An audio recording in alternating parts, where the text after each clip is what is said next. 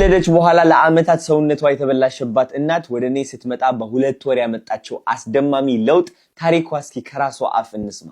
አይ እንዴት ናችሁ? ሰላም ነው ወይ? ዛሬ አንድ ነገር ላጫውታችሁ ነበር። እኔ ከወለድኩኝ በኋላ ሁለት ልጆች አሉኝ። ሁለት ልጆች እናት ነኝ። ከወለድኩኝ በኋላ በጣም ነበር ሰውነቴ ጨመረው። እድሜ ልኬን በጣም ቀጭን ሰው ነኝ ነበርኩትና ከዛ በኋላ ግን በጣም ክብደቴ ጨመረ። ከዛ በኋላ በጣም ስትረስ ያዘኝ። የሆነ ዲፕሬሽን ውስጥ ገባው። ከቤት መውጣት ያስጠላኛል። ልብሶች አይሆንኝም።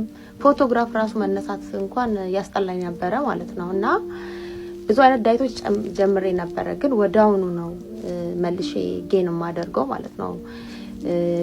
ተርቤያለሁም ጾሜያለሁም ትንሽ ምግብ በልቻለሁም ብዙ አይነት ነገር ነው የሞከርኩት ማለት ነው። ግን ሁሉም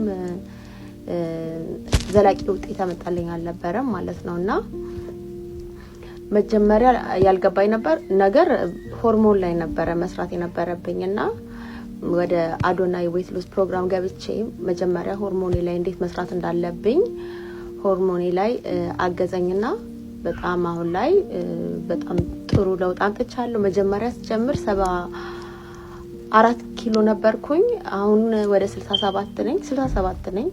ወደ 67.1 እንደዛ ነኝ።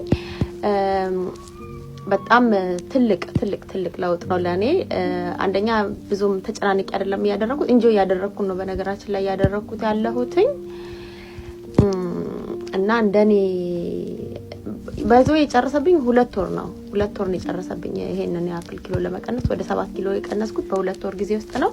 ለዛም ነው እናቶች ሆናችሁ በውፍረት ውስጥ የምትገኙ ከሆነ ህይወታችሁ ለመቀየር ወደ ቁንጅና ለመሻገር 2 ወር ብቻ ነው የምታስፈልጋችሁ። ሆርሞናችሁ ብቻ አስተካክሉ። ችግራችሁ ሆርሞናችሁ ላይ ነው ያለው። ስለዚህ እኔ ላግዛችሁ እፈልጋለሁ። 5 ሴቶች አሁን እየፈለኩኝ ነው ተጨማሪ ማለት ነው።